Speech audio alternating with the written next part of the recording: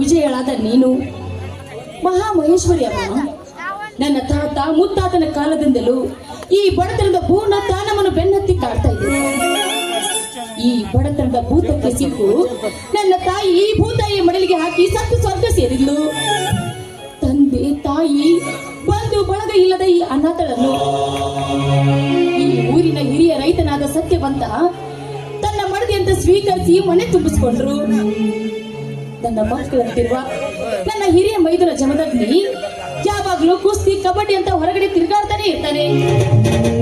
ಅವನಿಗೆ ಒಳ್ಳೆಯ ಬುದ್ಧಿಯನ್ನು ಕೊಟ್ಟು ನನ್ನ ಕಿರಿಯ ಮೈದುನ ಸಂಪತ್ತ ಸಿಟಿಯಲ್ಲಿ ಓದ್ತಾ ಇದ್ದಾನೆ.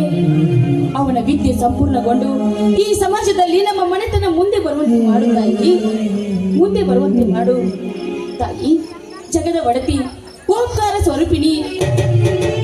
ಮದುವೆಯಾಗಿ 10 ವರ್ಷ ಕಳೆದ್ರು ನನ್ನ ಹೊಟ್ಟೆಯಲ್ಲಿ ಒಂದು ಕಂದಮ್ಮ ಹುಟ್ಟಲಿಲ್ಲ. ನನಗೆ ಪುತ್ರ ಭಾಗ್ಯವನ್ನು ಕರುಣಿಸಿ ಈ ಹೆಣ್ಣಿನ ಜೀವನವನ್ನು ಸಾರ್ಥಕ ಮಾಡುವಂತ ನಿನ್ಗೆ ಶರಗೊಡ್ಡಿ ಬೇಡ್ಕೊಳ್ತಾ ಇದ್ದೀನಿ. ಅಷ್ಟೇ ಅಲ್ಲದೆ ಈ ಊರಿನ ಶ್ರೀಮಂತರಾದ ಆ ದುಷ್ಟ ದೇಸಾಯಿ ಗೌಡ ಪಾಟೀಲ ಮತದ ಮತದಾನೆಯಂತೆ ಕೊಪ್ಪಿ ನಿಂತು ಬಡವರ ರಕ್ತವನ್ನು ಹೀರ್ತಾ ಇದ್ದಾರೆ. ಅಂತ ದುಷ್ಟರನ್ನು ಸಂಹರಿಸಿ ಶಿಷ್ಟರನ್ನು ಕಾಪಾಡುವ ಭಾರ ನಿನ್ನನ್ನೇ ಕೂಡಿದೆ ತಾಯಿ, ನಿನ್ನನ್ನೇ ಕೂಡಿದೆ.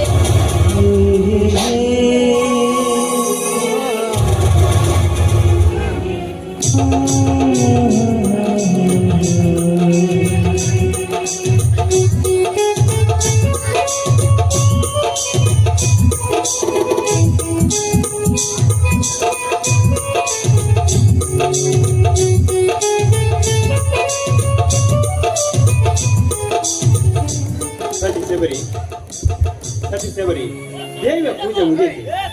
ಮುಗಿತು ಬಂದಿದ್ದಾರೆ. ಇದಕ್ಕೆ ತಾನೇ ಪೂಜೆ ಮುಗಿಸಿದೆ. ನೀವು ಕಡೆ ಇನ್ನೊಂದು ಸಾರಿ ಆ ತಾಯಿಗೆ ನಮಸ್ಕಾರ ಮಾಡಿ ಆಶೀರ್ವಾದ ಪಡೆದುಕೊಳ್ಳ್ರಿ. ಆಯ್ತು.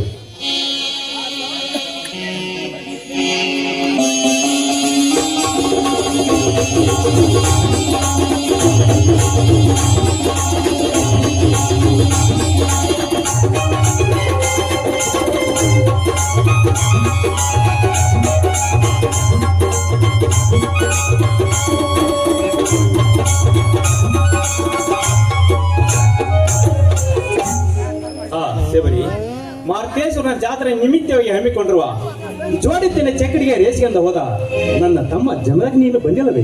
ಇಲ್ಲ ರೀ, ಇನ್ನೂ ಬಂದಿಲ್ಲ ನೋಡ್ರಿ. ಆ ನನ್ನ ಮುದ್ದು ಮೈದುನ ಚಕ್ರಿ ರೇಸ್ ಸ್ಪರ್ಧೆ ಮುಗಿಸಿ ಇನ್ನು ಕುಸ್ತಿ ಸ್ಪರ್ಧೆಗೆ ಏನಾದ್ರೂ ಭಾಗವಹಿಸಬಹುದು ಅಂತ ಅನಿಸ್ತಾ ಇದೆ ರೀ ನನ್ನ ಮುದ್ದು ಮೈದುನ ಜಮದಗ್ನಿ. ಸೇವರಿ ನನ್ನ ತಮ್ಮ ಜಮದಗ್ನಿ ಜೋಡಿತ್ತಿನ ಚಕ್ಕಡಿ ರೇಸು, ಕಬಡ್ಡಿ, ಕುಸ್ತಿ ಕುಣಿತ ಬಂದ್ರಿ ಅವನಿಗೆ ಚಿಕ್ಕಂದಿನಿಂದಲೂ ಬಹಳ ಇಷ್ಟ. ಅವರಿಷ್ಟದಂತೆ ನಡೆದುಕೊಳ್ಳೋದು ಹಿರಿಯರಾದ ನಮ್ಮ ಧರ್ಮ. ಅದೆಲ್ಲ ಇರ್ಲಿ ಬಿಡ್ರಿ. ಅಲ್ರಿ ನನ್ನ ಮೈದುನ ಜಮದಗ್ನಿ ಮದುವೆಗೆ ವಯಸ್ಸಿಗೆ ಬಂದಿದ್ದಾನೆ. ಅವನಿಗೆ ಮದುವೆ ಮಾಡಿ ಸಂಸಾರದ ಸಾಗರ ಕಸ್ತಿರೋ ಅಥವಾ ಇದೇ ರೀತಿ ಮುದ್ದ ಮಾತಾಡ್ತಾ ಮುದ್ದನಾಗಿ ಮಾಡಿ ಹುಂಬನಂತೆ ತಿರುಗಾಡೋದಕ್ಕೆ ಹೊಸ್ತಿರೋ ನೀವೇ ಹೇಳ್ರಿ. ಆಧರಿಸುವರಿ ನನ್ನ ಮನದಲ್ಲಿ ಒಂದು ಸಂಶಯ ಉಂಟಾಗತೊಡಗಿದೆ.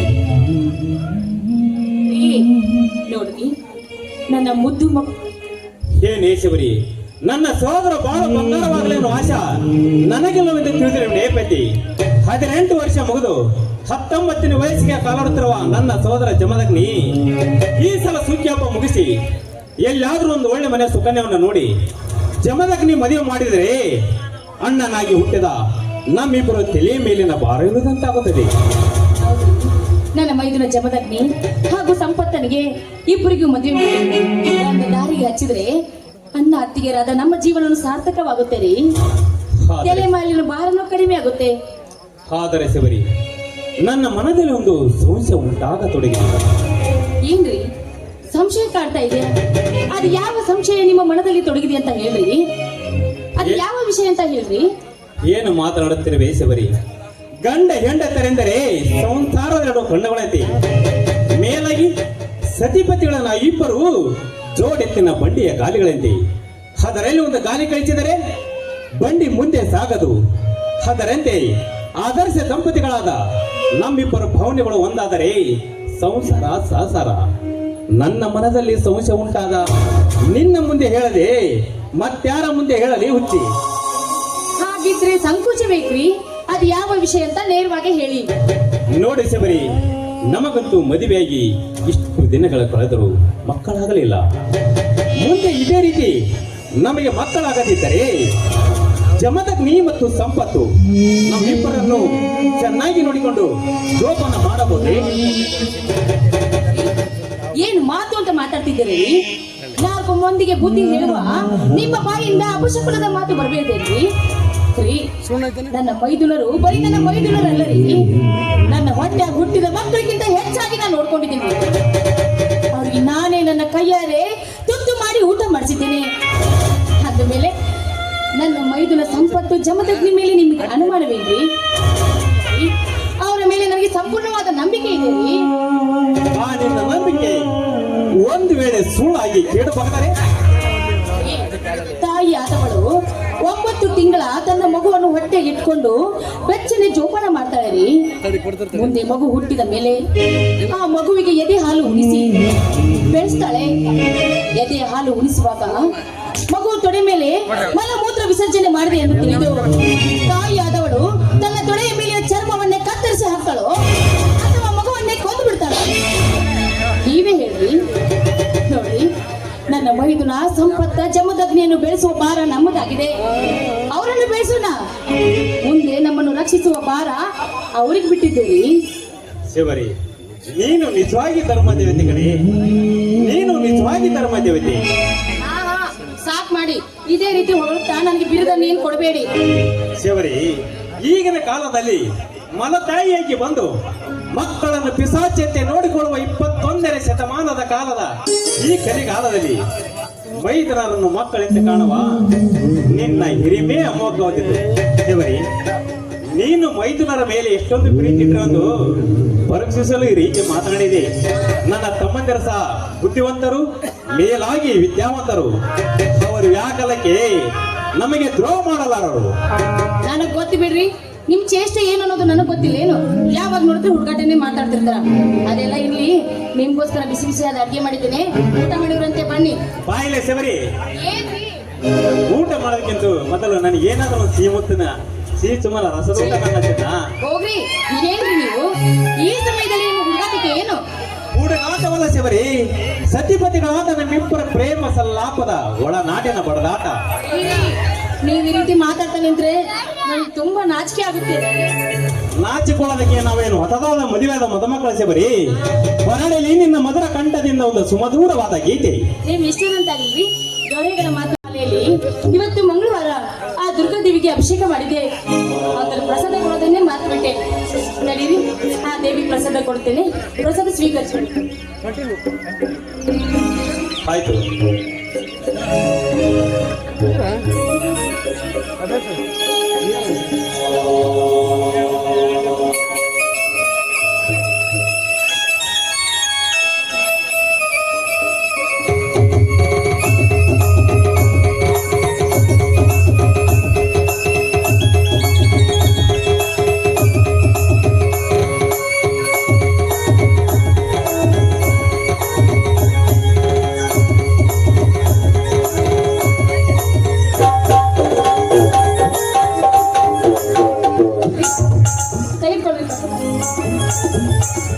ಸ್ವಾಮಿ, ಏನ್ರಿ ಇದು?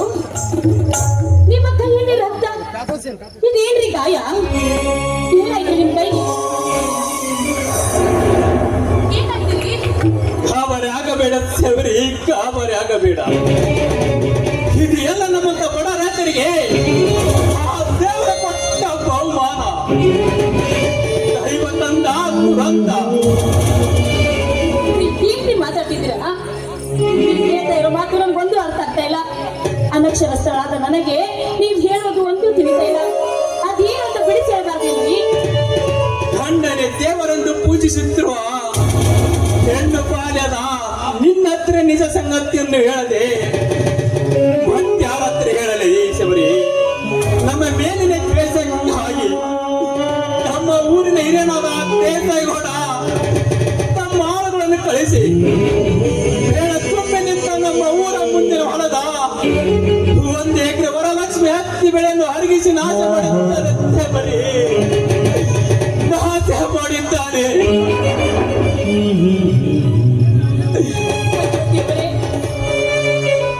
ಇದು ಎಂತ ಮೋಸ ಮಾಡ್ತಾ ಪೈ ಬರಬೇಕು. ನಾವು ಏನು ತಪ್ಪು ಮಾಡ್ತೀವಿ ಅಂತ ಈ ರೀತಿ ನಮಗೆ ಶಿಕ್ಷೆ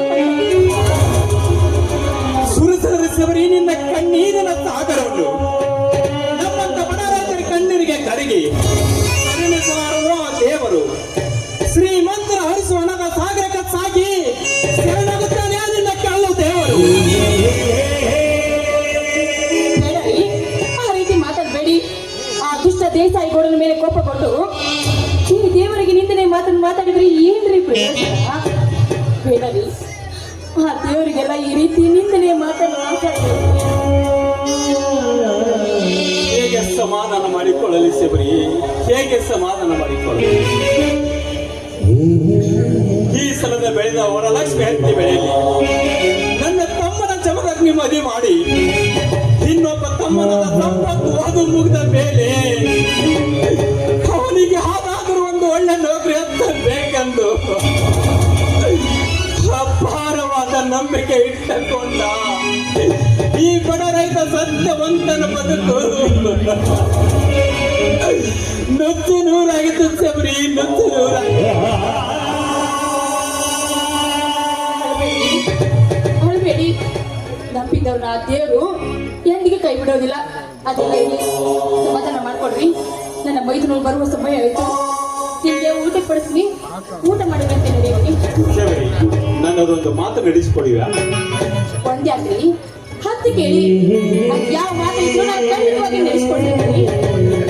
ನಮ್ಮ ವರಲಕ್ಷ್ಮಿ ಹತ್ತಿ ಬೆಳೆ ಹರಗಿಸಿದ್ದು ನನ್ನ ಕೈಯ ಸುಟ್ಟ ವಿಷಯ ದೊಡ್ಡ ಗಲಿಗಳಾದ ನನ್ನ ತಮ್ಮಂದರ ಮುಂದೆ ತಿಳಿಸುವುದು ಬೇಡ. ಮುಂದೆ ಸಮಯ ಒದಗಿ ಬಂದಾಗ ತಿಳಿಸಿದ್ರಾಯ್ತು. ಆಯ್ತು ರೀ, ನೀವ್ ಹೇಳ್ದಂತೆ ಆಗ್ಲಿ. ಈ ವಿಷಯವನ್ನು ಯಾವುದೇ ಕಾಲಕ್ಕೂ ನಾನು ನನ್ನ ಮೈತ್ರಿಗೆ ತಿಳಿಸೋದಿಲ್ಲ. ಈಗ ಅದು ಸಮಾಧಾನ ಆಯ್ತೇನ್ರಿ?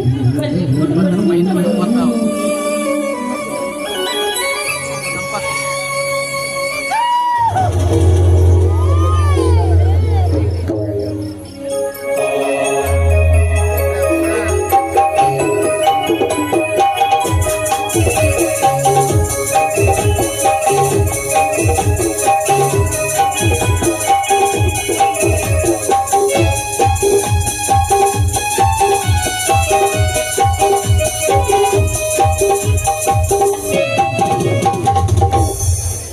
ಅಣ್ಣ ಅತ್ತಿಗೆ ಬಾ ಸೋದರ ಸಂಪತ್, ಈಗ ಬಂದೇನಪ್ಪ.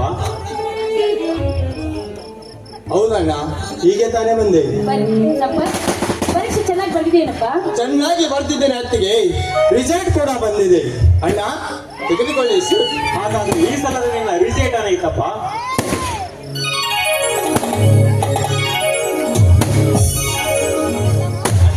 ನೀವು ಕೂಡ ತೆಗೆದುಕೊಳ್ಳಿ.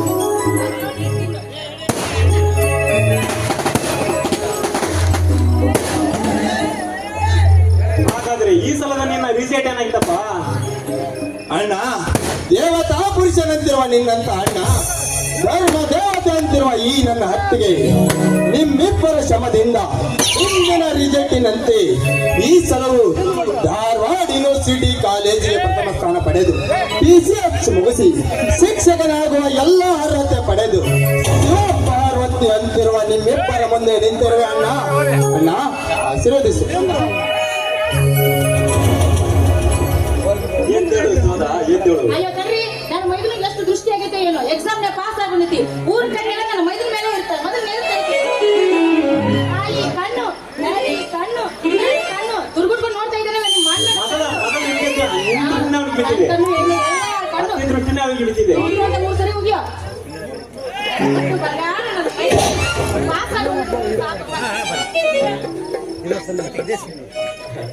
ಸೋದರ ಎದ್ದೇಳು, ಎದ್ದೇಳು ಸೋದರ, ಎದ್ದೇಳು.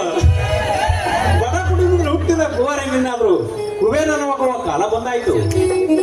ಅಣ್ಣ, ಕುಬೇರನಾಗಬೇಕೆಂಬ ದುರಾಲೋಚನೆ ನನಗಿಲ್ಲ ಅಣ್ಣ. ಕೂಲಿ ನಾಲಿ ಮಾಡಿ ಬದುಕುತ್ತಿರುವ ನನ್ನಂತ 4 ಜಡ ಬಡ ಮಕ್ಕಳಿಗೆ ವಿದ್ಯಾಭ್ಯಾಸ ಕಲಿಸಿದರೆ ಇವರ ಆಶೀರ್ವಾದ ಆರೋಗ್ಯ ನನಗೆ ಸಿರಿ ಸಂಪತ್ತು. ಅದಕ್ಕೆ ಆಶೀರ್ವದಿಸಿ. ಆ ದೇವರು ನಿನಗೆ ಆಯಸ್ಸು ಆರೋಗ್ಯವನ್ನು ಕೊಟ್ಟು ಕಾಪಾಡಲಿ.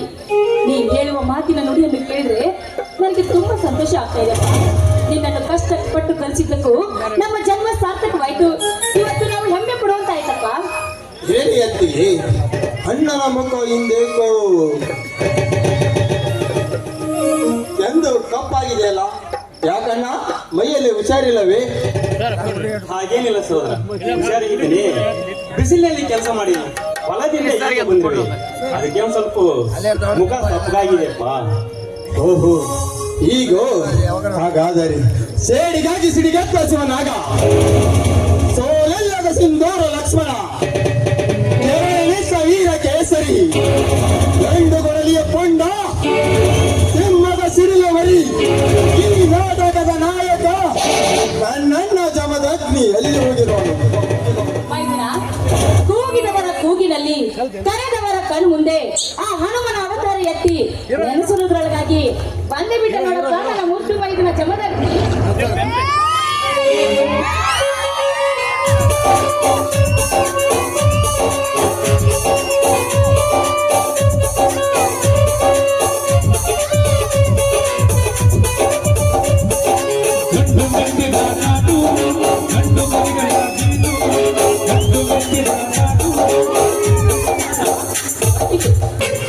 ಬಾರಪ್ಪ ಮೈದುನ, ಈಗ ಬಂದೇನು? ಹೌದು ಅತ್ತಿಗೆ, ಈಗ ತಾನೇ ಬಂದೆ. ಸಹೋದರ ಸಂಪತ್, ನೀನೇ ಯಾವಾಗ ಬಂದೆ? ಬಂದು ಕೆಲವೇ ಗಂಟೆಗಳಾಯ್ತಣ್ಣ. ಹಾ ಸೋದರ ಜಮದಗ್ನಿ, ಏನಾಯ್ತಪ್ಪ ನೀನು ಜೋಡಿಕೆಯನ್ನು ಚಕ್ಡಿಗೆ ಎಷ್ಟೊಂದು ಹೋದ ಕೆಲಸ? ಅಣ್ಣ, ಹೋದ ಕೆಲಸ ಸಕ್ಸಸ್ ಮಾಡದೆ ಸೋತು ಹಿಂದಿರುವುದು ವೀರ ಕೇಸರಿ ಆದ ಈ ಜಮದಗ್ನಿಯ ಜಾಯಮಾನದಲ್ಲೇ ಬಂದಿಲ್ಲ ಅಣ್ಣ. ಮುಂದೆ ಬರುವುದು ಇಲ್ಲ, ಬರಲು ನಾನು ಬಿಡುವುದೂ ಇಲ್ಲ. ಅಂದರೆ ಅಣ್ಣ, ನೀನು ಚಕ್ರಿ ರೇಸಿನಲ್ಲಿ ಗೆದ್ದು ಜಯಶಾಲಿಯಾಗಿ ಬಂದಿರುವೆಯಾ?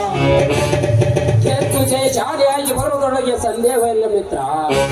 ಪ್ರತಿ ವರ್ಷದಂತೆ ಈ ವರ್ಷವೂ ಕೂಡ ಶ್ರೀ ಆಂಜನೇಯ ಸ್ವಾಮಿಯ ಜಾತ್ರಾ ನಿಮಿತ್ತವಾಗಿ ಜೋಡೆತ್ತಿನ ಚಕ್ಕಡಿಯ ರೇಸ್ನಲ್ಲಿ ನಾ ಮೇಯಿಸಿದ ನನ್ನ 2 ಎತ್ತುಗಳು ಸ್ವತ್ತ 7 ಹಳ್ಳಿಯ ರಜೆ ನಿಂತುಕೊಂಡಿರುವ ಈ ಊರ ದೇಸಾಯಿಗೌಡನ ಎತ್ತುಗಳನ್ನು ಸೋಲಿಸಿ ಕಿತ್ತು ಬಂದಿವೆ. ಆಶೀರ್ವದಿಸಿ ಅತ್ತಿಗೆ. ಕೇಳಪ್ಪ ನನ್ನ ಮೈದನ, ನೀನ್ ಯಾವಾಗ್ಲೂ ಗೆಲುವಿನ ಸರ್ದಾರ ಆಗ್ಬೇಕನ್ನೋದೇ ನಿನ್ನ ಅತ್ತಿಗೆ ಆಸೆ ನಮ್ಮ. ಅತ್ತಿಗೆ, ನಿಮ್ಮ ಆಶಾ ಗೋಪುರದ ಕನಸನ್ನು ನನಸನ್ನಾಗಿ ಮಾಡುತ್ತೇನೆ ಅತ್ತಿಗೆ.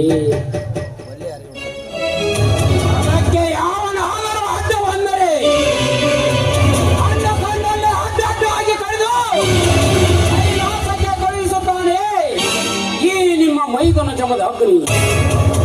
ನಮದಗ್ನಿ, ಒಂದು ವೇಳೆ ಯಾವನಾದರೂ ನಮ್ಮ ಮನೆತನದ ಕಡೆ ಕಣ್ಣು ಮಿಟುಕಿಸಿ ಆಳಿಸಿ ನೋಡಿ ನಮಗೆ ಕೆಟ್ಟ ನುಡಿಗಳನ್ನಾಡಿದರೆ ಏನು ಮಾತನಾಡ್ತಿರುವೆ ಸಂಭ? ಸಮರಕ್ಕೆ ಸಿದ್ಧನಾಗಿ ನಿಂತ ಈ ನಿನ್ನ ಅಣ್ಣ ಜಮದಗ್ನಿಗೆ ಪ್ರಾಣದ ಭಯವಿಲ್ಲ. ಒಂದು ವೇಳೆ ಯಾವ ಬಂಡನಾದರೂ ನಮ್ಮ ಮನೆತನದ ಕಡೆ ಕೈ ಮಾಡಿ ನಿಜವಾದರೆ ಅವನ ಕೈಯ ಕಣ್ಣು ಕೋರಿಕೆ ಹಾಕುತ್ತೇನೆ. ಈ ಜಗದಲ್ಲಿ ನಾವೇ ಗಂಡುಗಲಿಗಳೆಂದು ಮೆರೆಯುತ್ತಿರುವ ಶ್ರೀಮಂತರ ಪಾಲಿಗೆ ಕರಿ ಕಾಳಿಂಗ ಸರ್ಪ ನಾನಾಗದಿದ್ದರೆ ನನ್ನ ಹೆಸರು ಬಂದ ಪರಿಸರ ಗಂಡ ಜಮದಗ್ನಿನೇ ಅಲ್ಲ. ಸಹೋದರ, ಒಂದು ವೇಳೆ ನಮ್ಮ 3 ಒಕ್ಕಟ್ಟನ್ನು ಮುರಿದು ನಮ್ಮ ಮನೆ ಮಶಾಣ ಮಾಡಬೇಕೆಂದು ಪಣ ತೊಟ್ಟು ನಿಂತಿರುವ ಆ ದೇಸಾಯಿಗೌಡ ಅವನ ಕಪೆ ಮುಷ್ಟಿಯಲ್ಲಿ ಸಿಲುಕಿ ಎಲ್ಲಿ ನಮ್ಮ ಸುಂದರವಾದ ಮನೆತನ ಒಡೆದು ನುಚ್ಚು ನೂರಾಗುತ್ತದೆ ಎಂದು ನನ್ನ ಮನಕ್ಕೊರಗುತ್ತಿದೆ ಸಹೋದರ, ನನ್ನ ಮನಕ್ಕೊರಗುತ್ತಿದೆ. ಆ ದೇಸಾಯಿಗೌಡನಿಗೆ ಹೆದರಿ ಕೊರಗದಿರಣ್ಣ, ಕೊರಗಿ ಸಣ್ಣ ಆಗದಿರು. ಜೋಡು ಹುಲಿಗಳಂತಿರುವ ಈ ನಿನ್ನ ತಮ್ಮಂದಿರು ಜೀವಂತವಿರರಿಗೂ ನಿನಗೆ ಒಂದು ಕೂದಲು ಕೊಂಚಾಗುತ್ತೆ, ನಾನು ನೋಡಿಕೊಳ್ಳುತ್ತೇನೆ. ಅನ್ಯಾಯ ಎಬ್ಬಿಸಿದ ಆ ದೇಸಾಯಿಗೌಡನ ಪುಟವನ್ನು ಕಡಿದು ಅವರ ಗದ್ದಲದಲ್ಲಿ ಗೆದ್ದ ಗೆಲುವಿನ ಸರ್ದಾರ ನಾನಾಗಿ ನಿಲ್ಲುವೆ ಈ ಸಮಾಜದಲ್ಲಿ. ಜಮದಗ್ನಿ, ದೇವರಾಟ ಬಲ್ಲವರು ಯಾರು? ಒಂದು ವೇಳೆ ಈ ಮನೆ ಮಹಾಲಕ್ಷ್ಮಿ ಅಂತಿರುವ ಈ ನನ್ನ ಹತ್ತಿಗೆಗೆ ಸಾಧ್ವಿಯ ಸತ್ವ ಪರೀಕ್ಷೆ ಆಗುವ ಎಂದಾದರೂ ಕೆಟ್ಟ ಸಮಯ ಬಂದರೆ ಏನು ಮಾತನಾಡುತ್ತಿರುವ ಸಂಪ? ಇವಳು ಅಂತಿಂತ ಹತ್ತಿಗೆ ಅಲ್ಲ ಸಹೋದರ. ಸತ್ತಗಣ್ಣನನ್ನೇ ಮರಳಿ ಪಡೆದ ಸತಿ ಸಾವಿತ್ರಿ, ರೆಡ್ಡಿ ಕುಲದ ಕಷ್ಟ ನಿವಾರಣೆಯಾದ ಹೇಮರೆಡ್ಡಿ ಮಲ್ಲಮ್ಮ ತುಂಡು ತುಂಡಾಗಿ ಕತ್ತರಿಸಿದರು. ನನ್ನ ಶೀಲ ಕಳೆದುಕೊಳ್ಳದ ಆ ಕಡ್ಡಿ ಮಟ್ಟಿ ಕಾಶಿಬಾಯಿ ಸತಿ ಸಕ್ಕುಬಾಯಿ ಅಂತ ಸಾಧ್ವಿ ನನ್ನ ಅತ್ತಿಗೆ. ಒಂದು ವೇಳೆ ಈ ನನ್ನ ಅತ್ತಿಗೆಯ ಸಾಧ್ವಿಯ ಸತ್ವ ಪರೀಕ್ಷೆ ನಡೆದರೆ ಸರ್ಪಗಿರಿಯ ಸರ್ಪ ಸಾಗರದಲ್ಲಿ ಸಾಗಿ ಕಷ್ಟದ ಹುತ್ತದಲ್ಲಿ ಕೈಯಿಟ್ಟು ಬದುಕಿ ಹುತ್ತದಲ್ಲಿ ಕೈಯಿಟ್ಟ ಮುತ್ತೈದೆಯಾಗಿ ಬರುತ್ತಾಳೆ ಈ ನನ್ನ ಅತ್ತಿಗೆ. ಮೈದುನ, ನನ್ನ ಮೇಲಿದ್ದ ಪ್ರೀತಿ, ವಿಶ್ವಾಸ, ನಂಬಿಕೆಗೆ ಈ ನಿನ್ನ ಅತ್ತಿಗೆ ಯಾವತ್ತೂ ದ್ರೋಹ ಬಗೆಯೋದಿಲ್ಲಪ್ಪ. ನನಗಷ್ಟು ಸಾಕು.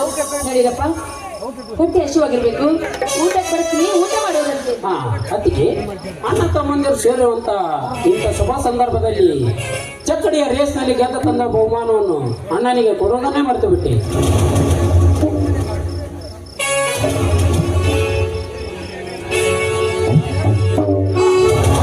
ತೆಗೆದುಕೊಳ್ಳೋಣ ಈ ಸಲದ ಬಹುಮಾನ 10,000 ರೂಪಾಯಿ ಹಣ, ಒಂದು ಬೆಳ್ಳಿ ಕಪ್. ಸಹೋದರ, ನನ್ನ ಕೈಯಲ್ಲಿ ಬೇಡಪ್ಪ, ಅಲ್ಲೇ ದೇವರ ಮುಂದೆ ಇಟ್ಟು ಬಿಡು. ಯಾಕಣ್ಣ, ಈ ನಿನ್ನ ತಮ್ಮ ಜಮದಗ್ನಿ ಜೋಡೆತ್ತಿನ ಚಕ್ಕಡಿಯ ರೇಸ್ನಲ್ಲಿ ಗೆದ್ದು ಬಂದಿದ್ದು ನಿನಗೆ ಸಂತೋಷವೆನಿಸಲಿಲ್ಲ? ಸಂತೋಷವಿಲ್ಲವೆಂದು ಯಾವ ಮನಸ್ಸಿನಿಂದ ಹೇಳಲಪ್ಪ. ನನಗೆ ತುಂಬಾ ಸಂತೋಷವಿದೆ. ಆದರೆ ಆದರೆನ್ನುವ ನಿಟ್ಟುಸಿರು ಮಾತು ಏಕೆ ಅಣ್ಣ? ತೆಗೆದುಕೋ, ತಂದ ಬಹುಮಾನವನ್ನು ಯಾವ ಕೈಯಿಂದ ತೆಗೆದುಕೊಳ್ಳಲಪ್ಪ, ಯಾವ ಕೈಯಿಂದ ತೆಗೆದುಕೊಳ್ಳಲಿ?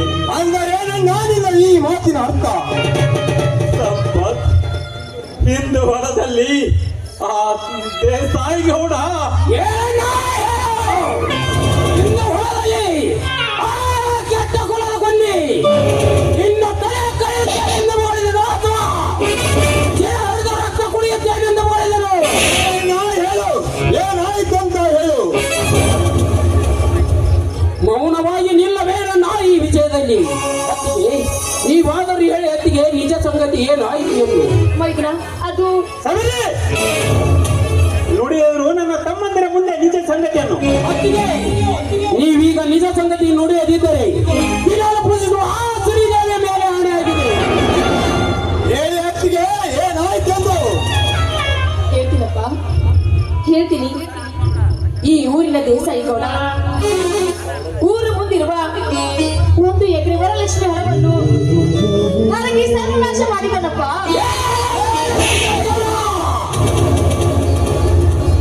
ಅಷ್ಟೇ ಅಲ್ಲದೆ ಅದನ್ನು ತಡೆಯಕ್ಕೆ ಹೋದ ನಿನ್ನ ಅಣ್ಣನವರ ಕೈಗೆ ಡಾಕ್ಟರ್ ಸಾಲಾಸಾಹೇಬ್ ಪೈಪನ್ನು ಹಚ್ಚಿ ನಾನು ಎಲ್ಲದ ಸಮಯ ಸಾಧಿಸಿ ನನ್ನ ವರಲಕ್ಷ್ಮಿ ಮೇಯನ್ನು ಹೇಗೆ ನಾಶ ಮಾಡಲಿ ಆ ಮಗಳೇ. ಅಣ್ಣ ಈಗಲೇ ಹೋಗಿ ಆ ದೇಸಾಯಿಗೌಡನ ಚೀಲವನ್ನು ರಕ್ತ ಸಾಗರದಲ್ಲಿ ಸಾಗಿಸಿ ಬರ್ತೇನೆ ಅಣ್ಣ, ಸಾಗಿಸಿ ಬರ್ತೇನೆ. ಮುಂದೆ ಕಾಲ ಬಂದಾಗ ನೋಡಿದ್ರೆ ಸಮಾಧಾನ ತೆಗೆದುಕೋ. ಹೇಗೆ ಸಮಾಧಾನ ತಂದುಕೊಳ್ಳಲಿ ಅಣ್ಣ, ಹೇಗೆ ಸಮಾಧಾನ ತಂದುಕೊಳ್ಳಲಿ?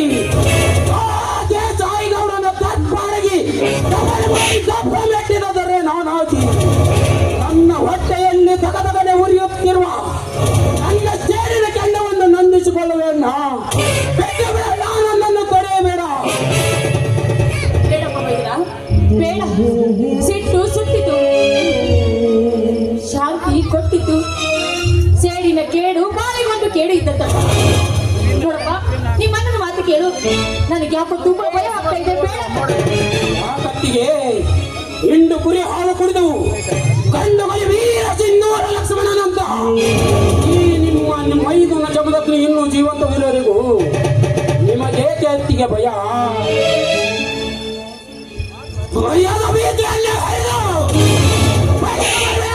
ದೇಸಾಯಿಗೌಡನ ದೇವನ್ನ ಈ ನನ್ನ ಪ್ರಜೆಯ ಕೊನೆಯಿಂದ ಸಹೋದರ ಸಹೋದರ, ಸಾಕಷ್ಟು ಹಣವಂತ ಮೇಲಾಗಿ ದುಷ್ಟ ಅವನನ್ನು ವಿರೋಧಿಸೋದು ಬಡವರಾದ ನಮಗೆ ಸರಿಯಲ್ಲಪ್ಪ. ಯಾಕಣ್ಣ, ಇನ್ನು ಈ ನಿನ್ನ ತಮ್ಮ ಜಮದಗ್ನಿಯ ಮೇಲೆ ನಿನಗೆ ಅನುಮಾನವೇ? ಆ ದೇಸಾಯಿಗೌಡನ ಬಳಿ ಹಣವಿದ್ದರೆ ಅವನನ್ನು ಹೈದ ಹೊರಗೆ ಹಾಕುವಷ್ಟು ಶಕ್ತಿ ಈ ನಿನ್ನ ತಮ್ಮ ಜಮದಗ್ನಿಯ ತೋಳಿನಲ್ಲಿದೆ. ಅಷ್ಟೇ ಅಲ್ಲ, ಅವನು ದುಷ್ಟನಾದರೆ ನಾನು ದುಷ್ಟ ಸಂಹಾರಕ, ದುಷ್ಟರ ಪರಿಪಾಲಕ, ದುಷ್ಟರಿಗೆ ಮಹಾ ದುಷ್ಟ ಕಿರಾತಕನಾಗಿ ಕರೆದುತ್ತಾನೆ ಆ ದೇಸಾಯಿಗಳನ್ನು ರುಂಡವನ್ನ. ನಿಂತ್ಕೋ. ನನ್ನ ಮಾತನ್ನು ಮೀರಿ ಒಂದೇ ಒಂದು ಹೆಜ್ಜೆ ಮುಂದಿಟ್ಟು ನಿನ್ನ ಛಲವನ್ನು ಸಾಧಿಸಿದೆ ಆಗಿದ್ರೆ ನಿನಗೆ ನಿನ್ನ ಆತ್ಮೀಯ ಮೇಲಾಣೆಯಾಗಿದೆ. ಕರುಳಿನ ಕುಡಿ ಸುತ್ತಿ ಕಟ್ಟಿ ಹಾಕಿ ಹೇಡಿಯನ್ನಾಗಿ ಮಾಡಬೇಡಿ ಅತ್ತಿಗೆ, ಹೇಡಿಯನ್ನಾಗಿ ಮಾಡಬೇಡಿ ಈ ನಿಮ್ಮ ಮೈದುನ ಜಮದ ಅಗ್ನಿಯನ್ನು. ಸಹೋದರ ಜಮದಗ್ನಿ, ಸಂಪತ್, ನಿಮಗೊಂದು ಸಿಹಿಯಾದ ಸುದ್ದಿಯನ್ನು ಹೇಳಬೇಕಲ್ಲ. ಅದ್ಯಾವ್ದಣ್ಣ ವಿಷಯ? ನಿಮ್ಮ ಅಣ್ಣ ಅತ್ತಿಗೆಯರ ಮದುವೆಗೆ 8 ವರ್ಷ ಗತಿಸಿ 9ನೇ ವರ್ಷಕ್ಕೆ ಕಾಲಿಡುವ ಹೊಸ ದಿನ ನಿಮ್ಮ ಅತ್ತಿಗೆ ಬಿಸಿಯಾದ ಸಿಹಿ ಅಡಿಗೆ ಮಾಡಿದ್ದಾಳೆ. ಎಲ್ಲರ ಜೊತೆಯಲ್ಲಿ ಕುಳಿತು ಊಟ ಮಾಡೋಣ ಬನ್ನಿ. ಅಣ್ಣ ಅತ್ತಿಗೆ, ನಿಮ್ಮಿಬ್ಬರ ಮದುವೆಯಾಗಿ 9ನೇ ವರ್ಷಕ್ಕೆ ಕಾಲಿಡುತ್ತಿದೆ. ಈ ಸಂತೋಷದ ವೇಳೆಯಲ್ಲಿ ನಾವೆಲ್ಲರೂ ಹಾಡಿ ಕುಣಿದು ಹಂಚಿಕೊಳ್ಳೋಣ. ನಂತರ ಹಾಲಬಲ ದೇಸಾಯಿಗೌಡನ ಬಗ್ಗೆ ವಿಚಾರಿಸಿಕೊಳ್ಳೋಣ. ಅಣ್ಣ ಅತ್ತಿಗೆ, ನಿಮ್ಮಿಬ್ಬರ ಮದುವೆ ಸಮಾರಂಭದ ದಿನವನ್ನ ಬಹಳ ವಿಜೃಂಭಣೆಯಿಂದ ಆಚರಿಸೋಣ. ಸಂಪತ್, ಅಣ್ಣ ನೀನು ಕೇಕ್ ತೆಗೆದುಕೊಂಡು ಬಾ, ನಾ ಹಾರವನ್ನು ತೆಗೆದುಕೊಂಡು ಬರ್ತೀನಿ. ಆಯ್ತಣ್ಣ.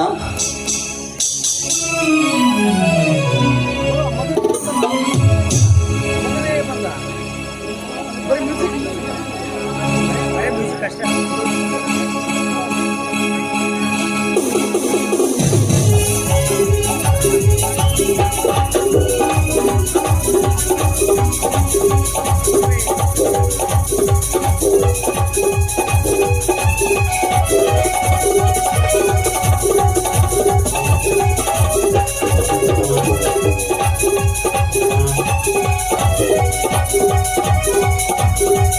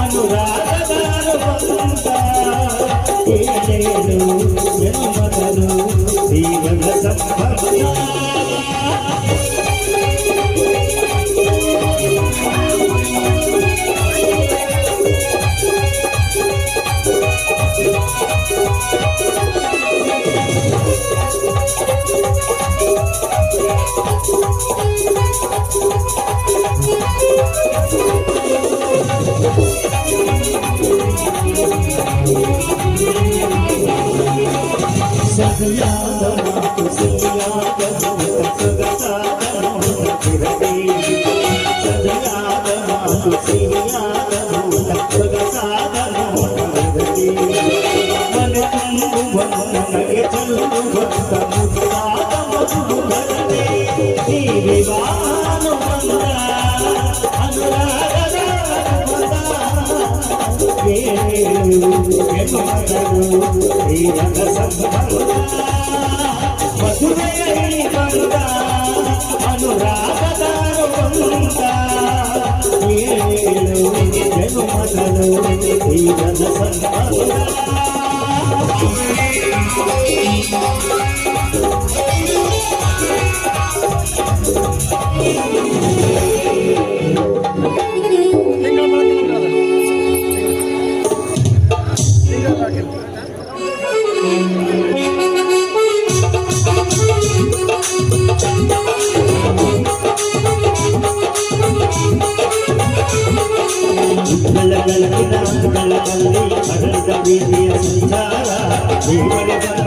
ನಾದನ ದೇವಿ ಸ್ವರ್ಗವೆನಮ್ಮಿ ಸಂಸಾರ